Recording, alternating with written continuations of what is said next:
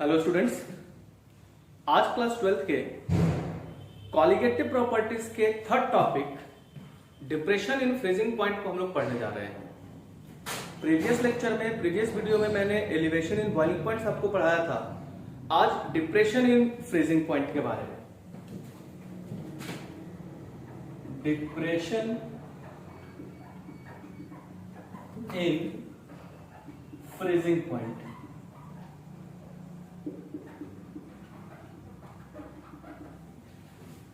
Elevation in boiling point और depression in freezing point, ये दोनों काफी इंपॉर्टेंट टॉपिक है आपके 12th बोर्ड के लिए। और यहां से क्वेश्चंस पूछे जाते हैं, न्यूमेरिकल प्रॉब्लम्स पूछे जाते हैं, डेरिवेशंस नहीं होते हैं, यहां सिर्फ direct formula based numerical questions पूछे जाते हैं, चाहे वो आपके जेई के एग्जाम्स हो, नीट के एग्जाम्स हो या आपके बोर्ड्स के एग्जाम्स हो। तो डिप्रेशन इन फ्रीजिंग पॉइंट को जानने से पहले ये जानते हैं कि फ्रीजिंग पॉइंट है क्या। फ्रीजिंग पॉइंट किसे कहते हैं? तो बच्चों, हम लोगों ने फ्रीजिंग पॉइंट काफी पहले से पढ़ा हुआ है कि जिस टेम्परेचर पे कोई लिक्विड फ्रीज होता है या सॉलिडिफाई होता है, उस पॉइंट को हम लोग फ्रीजिंग पॉइंट कहते हैं। 0 degree Celsius is the universal freezing point. 0 degree Celsius को हम लोग फ्रीजिंग पॉइंट कहते हैं। इसलिए नहीं कहते हैं कि 0 डिग्री पे फ्रीज होता है। 0 डिग्री सेल्सियस पे कोई भी लिक्विड के फ्रीजिंग का प्रोसेस शुरू होता है, इस कारण से उसको हम लोग फ्रीजिंग पॉइंट के नाम से जानते हैं। अब सॉलिड के, किसी भी सॉलिड का जो मेल्टिंग पॉइंट होता है वो भी आपका 0 डिग्री ही होता है। इसका मतलब है कि लिक्विड का जो फ्रीजिंग पॉइंट है, सॉलिड का वो मेल्टिंग पॉइंट है। यानी फ्रीजिंग पॉइंट और मेल्टिंग पॉइंट दोनों इक्विलिब्रियम स्टेट में आते हैं। तो ऐसे केसेस में उनके जो वेपर प्रेशर है वो भी क्या होंगे, वो भी इक्वल हो जाएंगे। अब अगर स्मॉल अमाउंट में अगर सॉलिड को उसमें मिक्स कर दिया जाए, यानी सॉल्यूशंस अगर हम लोग लेते हैं या सिर्फ प्योर अगर सॉल्वेंट ही लेते हैं, प्योर लिक्विड ही लेते हैं, तो उसका भी टेम्परेचर क्या होगा, डिक्रीज करेगा। तो सॉलिड लिक्विड से सॉलिड के प्रोसेस के शुरू होने के समय, यानी जिस पॉइंट पे कोई लिक्विड सॉलिड में कन्वर्ट होना शुरू हो रहा है, उस टेम्परेचर को मेजर कर लीजिए। और जिस टेम्परेचर पे जाके कोई लिक्विड सॉलिड में कन्वर्ट हो गया, जहां से प्रोसेस शुरू हो गया, उसको हमने एक टेम्परेचर मेजर कर लिया। और जिस पॉइंट पे जाके वो 100% कन्वर्ट हो गया सॉलिड में, वो हमारा फाइनल टेम्परेचर हो गया। इन दोनों के बीच का जो टेम्परेचर डिफरेंस होता है, उसी को हम लोग डिप्रेशन इन फ्रीजिंग पॉइंट के नाम से जानते हैं। जैसे तो ग्राफ से समझिए, मान लो ये ग्राफ हम लोग मेजर कर रहे हैं, ये टेम्परेचर को रिप्रेजेंट कर रहा है, ये वेपर प्रेशर को रिप्रेजेंट कर रहा है, और ये हमारा नॉर्मल एटमॉस्फेरिक प्रेशर। अब जैसे जैसे हम लोग टेम्परेचर को डिक्रीज कराना शुरू करेंगे, ये normal atmospheric pressure, elevation in boiling point में आपने देखा था हम लोग इंक्रीज करा रहे थे। अब इस पॉइंट पे कोई लिक्विड है, जैसे जैसे टेम्परेचर गिराते चले जाएंगे, एक ऐसा पॉइंट आएगा जहां पहुंचने के बाद ये जो लिक्विड स्टेट है, ये लिक्विड सॉलिड में कन्वर्ट होना शुरू हो जाएगा। और इस पॉइंट पे पहुंचने के बाद ये 100% सॉलिड में कन्वर्ट हो जाएगा। तो ये जो टेम्परेचर हमारे पास है, इस टेम्परेचर को हमने T0F लिया, जहां से सॉलिड का प्रोसेस शुरू हो गया, सॉलिडिफिकेशन का प्रोसेस शुरू हो गया है। और इस पॉइंट को हमने ले लिया TF। अब इन दोनों के बीच ये जो टेम्परेचर डिफरेंस है, इस टेम्परेचर डिफरेंस को ही हम लोग कहते हैं depression in freezing point. That is delta TF is equals to T0F minus TF।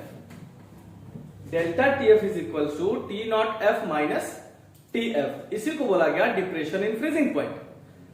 And for a very small change in concentration, for a very small change in concentration, for a very small change in concentration, this depression in freezing point is directly proportional to its molar concentration, that is molality, और delta TF is equals to KF into M जहां के F को हम लोग molar depression constant के नाम से जानते हैं, और delta T F is equals to K F into W B by M B into 1000 by W ए।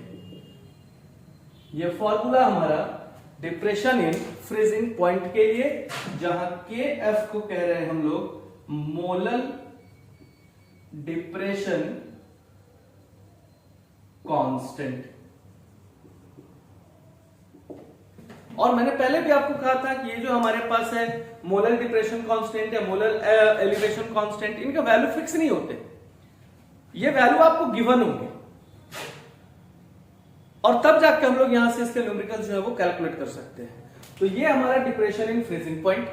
अब ये तो मैंने लिक्विड स्टेट, या आप किसी भी लिक्विड के लिए ले सकते हो। लिक्विड स्टेट है तो यहां ये नॉर्मल एटमॉस्फेरिक प्रेशर पे भाई जो भी टेम्परेचर है, अब जैसे जैसे टेम्परेचर को डिक्रीज करा रहे हैं, एक ऐसा पॉइंट आएगा जहां पहुंचने के बाद जो लिक्विड है सॉलिड में कन्वर्ट होना शुरू होगा। हम लोगों को इस टेम्परेचर को मेजर कर लेना है, जिस टेम्परेचर पे जाके ये 100% सॉलिड में कन्वर्ट हो जाए उस टेम्परेचर को मेजर कर लेना है। इन दोनों के बीच के डिफरेंस को बोलेंगे delta TF, and for a very small change in concentration this depression in freezing point will be directly proportional to its molar concentration और molality, that is delta TF is directly proportional to M and so on. ये आपका formula depression in freezing point के लिए। अब यहां से दिखाता हूं, जैसे एक क्वेश्चन आपके पास है 2015 का क्वेश्चन था 45 ग्राम of ethylene glycol, 45 gram of ethylene. Board अब डिप्रेशन इन फ्रीजिंग पॉइंट पे ये हमारे पास क्वेश्चंस हमारे बोर्ड में पूछा हुआ 2015 का क्वेश्चन है, ये हमारी एनसीईआरटी का भी क्वेश्चन है। अब इस गिवन क्वेश्चंस में जब आप इसको सॉल्व करना शुरू करेंगे तो सबसे पहले अपने से पूछा है क्या, depression in freezing point, that is delta TF. तो depression in freezing point that is delta TF is equals to K F into W B by M B into 1000 by W A, that is weight of solid divided by molecular mass of solid into 1000 divided by weight of solid. अब delta TF अपने को find करना है, KF का value given है 1.86, solid का wait given है 45 divided by ethylene glycol का मॉलिक्यूलर मास निकाल लेंगे 62 इंटू 1000 डिवाइडेड बाई 600। यहां से इस पूरे का पूरे टर्म को कैलकुलेट करते हैं।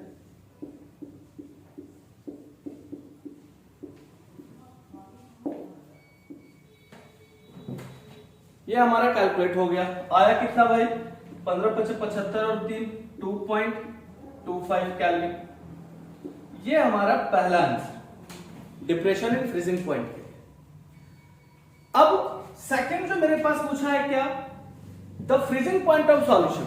तो जाहिर सी बात है कि जो फ्रीजिंग पॉइंट होगा वो 0 डिग्री से कम होगा, दैट इज 273 केल्विन से कम होगा, क्योंकि फ्रीजिंग पॉइंट हमेशा 0 डिग्री से कम ही होता है।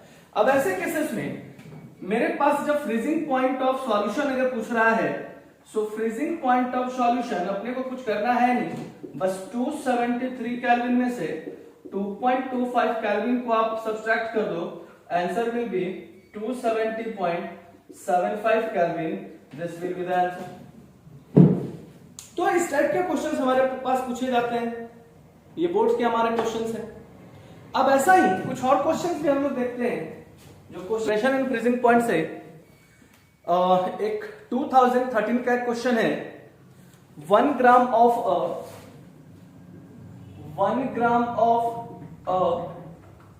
Non electrolyte. अब जैसा कि हमारे पास ये एक दूसरा क्वेश्चन है, हम लोगों से कैलकुलेट द मोलर मास पूछा है एक इलेक्ट्रोलाइट सॉल्यूट का। अब यहां पे भी जब मॉलिक्यूलर मास पूछ रहा है और डिप्रेशन इन फ्रीजिंग पॉइंट हमारे पास गिवन है 0.40 केल्विन, तो जब इसके सॉल्यूशंस को हम लोग अगर फाइंड करें तो अगेन फॉर्मूला ये ध्यान में रखें, फॉर्मूला लिखना मस्ट है, क्योंकि स्टेप मार्किंग में आपके पास फॉर्मूला पे भी मार्क्स होते हैं। तो डेल्टा टीएफ अपने पास गिवन है 0.40, के एफ का वैल्यू अपने पास है 5.12 इंटू WB1 MB मिसिंग है डिवाइडेड बाई 50। तो सबसे पहले डेसिमल को यहां से हटाते हैं, डेसिमल को हटाते हैं, यहां पे नीचे 2 जीरो आ जाएगा, ये चला गया यहां से, MB को आप यहां पे लेके आ जाओ, बचा क्या 512 डिवाइडेड बाई 0.40 इंटू 5। अब इसको आप कैलकुलेट कर दीजिए, यहां डेसिमल हटाइए, 2 जीरो चला गया ऊपर, काट दीजिए इसको,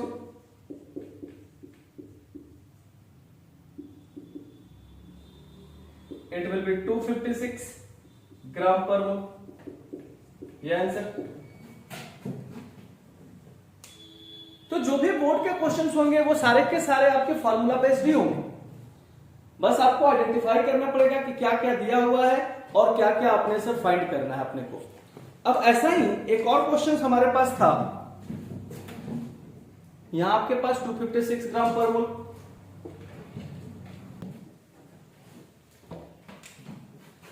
एक और क्वेश्चन देखते हैं, यह क्वेश्चन भी हमारा पूछा हुआ, calculate the amount of ice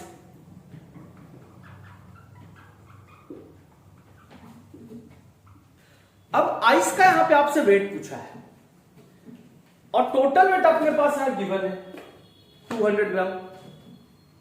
अब जनरली ये क्या है ना कि ये एक एंटी फ्रीज है, मेनली कोल्ड रीजन्स में जहां पे ठंड ज्यादा पड़ती है वहां पे गाड़ियों के जो रेडिएटर है वो जम जाते हैं, तो वहां पे इथिलीन ग्लाइकॉल को वाटर के साथ जब मिक्स करके डाला जाता है तो हमारा जो रेडिएटर है ना वो रेडिएटर जमता नहीं है, वो फ्रीज नहीं होता है। अब वैसा ही क्वेश्चन यहाँ पे अपने पास है कि उसमें कुछ आइस प्रेजेंट है, वो 100% कूल होके फ्रीज नहीं हो रहा है, लेकिन उसमें आइस भी है, वाटर भी है, इथिलीन ग्लाइकॉल भी है। तो अपने से पूछ रहा है क्या कि उसमें आइस का वेट कितना होगा। तो इसमें सबसे पहले वाटर का वेट फाइंड करते हैं, क्योंकि टोटल वेट तो अपने पास है। जब वाटर का वेट फाइंड हो जाएगा तो टोटल वेट में से वाटर के वेट को माइनस कर देंगे तो आइस का वेट निकल जाएगा।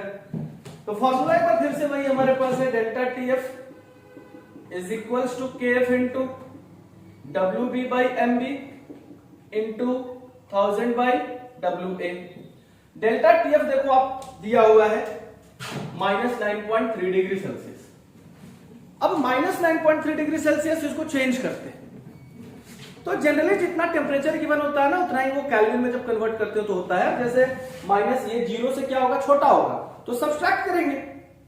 अब सब्सट्रैक्शन अगर कर रहे हैं हम लोग, क्योंकि हम लोगों ने देखा था कि जब depression and freezing point find करते हैं, डेल्टा TF फाइंड करते हैं, तो T0F में से TF को घटाते हैं। और T0F क्या था, मैंने ग्राफ से भी आपको दिखाया था, 0 डिग्री सेल्सियस को हम लोग T0F ले रहे थे जहां से फ्रीज होना शुरू हुआ था। अब 0 डिग्री सेल्सियस में से अगर -9.3 डिग्री सेल्सियस को आप सब्सट्रैक्ट करोगे तो भैया क्या होगा, 0 + 9.3 degree Celsius, that is 9.3 degree Celsius. अब डिप्रेशन एंड फ्रीजिंग पॉइंट जब फाइंड करोगे ना, 273 पहले ऐड करके उसके बाद से जब सब्सट्रैक्ट करोगे तो आंसर यही आएगा 9.3 केल्विन। तो ऐसे केसेस में आप 9.3 केल्विन डायरेक्ट लिख सकते हो। तो अब यहां पे 9.3 is equals to KF 1.86, W भी आपके पास गिवन है। Calculate the amount of ice, 50 gram of ethylene glycol, 50 divided by 62 into 1000 divided by solvent का वेट मिसिंग। अपने को सॉल्वेंट का वेट फाइंड करना है, उसके बाद आइस का वेट हम लोग आसानी से फाइंड कर लेंगे। अब यहां पे WA को आप यहां पे लेके आ जाओ, तो 1.86 into 50 into 1000 divided by 62 into 9.3 है ना जी, काफी इजी। अब यहां से डेसिमल के बाद 2 डिजिट है, डेसिमल के बाद 1 डिजिट है, भैया हटा देते हैं, नीचे एक 0 लेके आ जाते हैं, तो होगा क्या है, 1 0 से 1 0 को काट दो, 93 2 86, 2 186 कर जाएगा। यहां से आप फिर काट दो इसको, 2 से काट दो, यहां पे हो जाएगा 31। अब यहां पे आप डिवाइड कर दो, अब डिवाइड कर दो, डिवाइड करोगे तो आएगा 161.29 ग्राम, 161.29 ग्राम। ये आपका आया वाटर का वेट, मास ऑफ वाटर। अब भाई अपने को क्या चाहिए, तो अपने को चाहिए आइस का weight, that is weight of ice.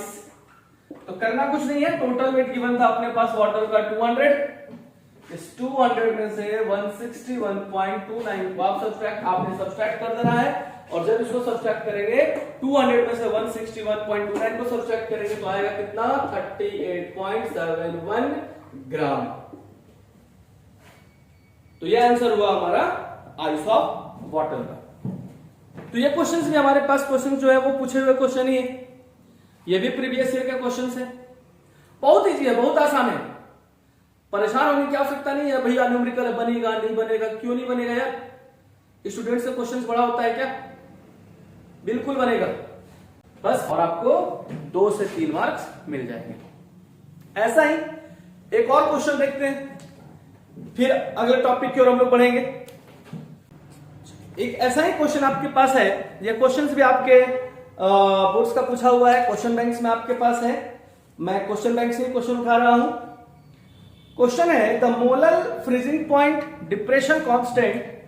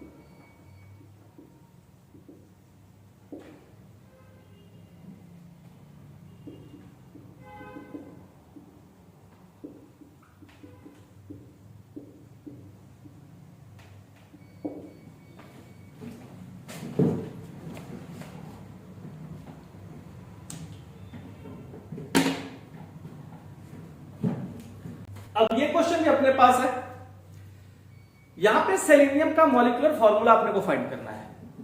यहां पे क्वेश्चन कर रहा है क्या कि the molar freezing point depression constant for benzene that is Kf is given 4.90 kelvin kg per मोल।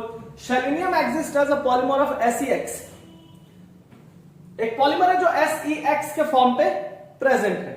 बोला क्या कि जब 3.26 ग्राम सेलेनियम को अगर हम लोग 226 ग्राम ऑफ बेंजीन में डिसॉल्व करते हैं तो फ्रीजिंग पॉइंट घट के 0.112 डिग्री सेल्सियस आ जाता है, that is delta TF is also given. Now we will have to find the formula delta TF is equals to KF into WB by MB into 1000 by WA। ये तो अपने को लिखना ही पड़ेगा भाई साहब। अब डेल्टा TF अपने पास है 0.112, KF is also given 4.90 into WB is given 3.26। Now the molecular mass is missing. In 2000 divided by solvent का वेट भी गिवन है अपने पास, कितने में डिसॉल्व कर रहे हैं, तो 226 ग्राम में डिसॉल्व कर रहे हैं। So molecular mass Md is equals to 4.90 into 3.26 into 1000 divided by 0.112 into 226। अब इसको कैलकुलेट कर देना आपने को, डेसिमल के बाद देख ले, यहाँ पे 4 डिजिट है, 2 डिजिट यहाँ, 2 डिजिट यहाँ, डेसिमल के बाद 3 डिजिट यहाँ है, एक एक्स्ट्रा डिजिट ऊपर है, तो नीचे एक जीरो लेके आ जाते हैं। अब इस पूरे के पूरे टर्म को अपने को कैलकुलेट कर देना है। अब कैलकुलेशन आपको आता है, किस तरीके से इसको डिवाइड करेंगे, डिवाइड करने के बाद इसको आप चेक कर लो क्या इसका वैल्यू आता है, तो इसका जो टोटल मॉलिक्यूलर मास आएगा, that molecular mass will be approx 631 gram per mole. This is not the exact value, ये अप्रॉक्स वैल्यू है 631 ग्राम पर मोल। ये वैल्यू हमारा यहां पे जब आप कैलकुलेट करोगे तो आई थिंक ये वैल्यू आना चाहिए 631 ग्राम पर मोल। अब यहां पे बोला क्या, मेरे पास SeX ये फॉर्म है सेलेनियम का, सो अपने को X चाहिए, तभी मॉलिक्यूलर फॉर्मूला हम लोग फाइंड कर पाएंगे। तो मॉलिक्यूलर फॉर्मूला को फाइंड करने के लिए X को फाइंड करते हैं। X इज इक्वल्स टू, ये हम लोगों ने जो ऑब्जर्व करा है 631 ग्राम पर मोल, इसके मॉलिक्यूलर मास को सेलेनियम के एग्जैक्ट मॉलिक्यूलर मास से आप डिवाइड कर दो, it will be approx 7.9, that is 8। So the molecular formula of selenium will be Se8। तो ऐसे ऐसे क्वेश्चन जो है वो हमारे पास बोर्ड्स में पूछे जाते हैं, और बोर्ड्स में क्या, नीट के क्वेश्चंस में और जेईई के क्वेश्चंस में।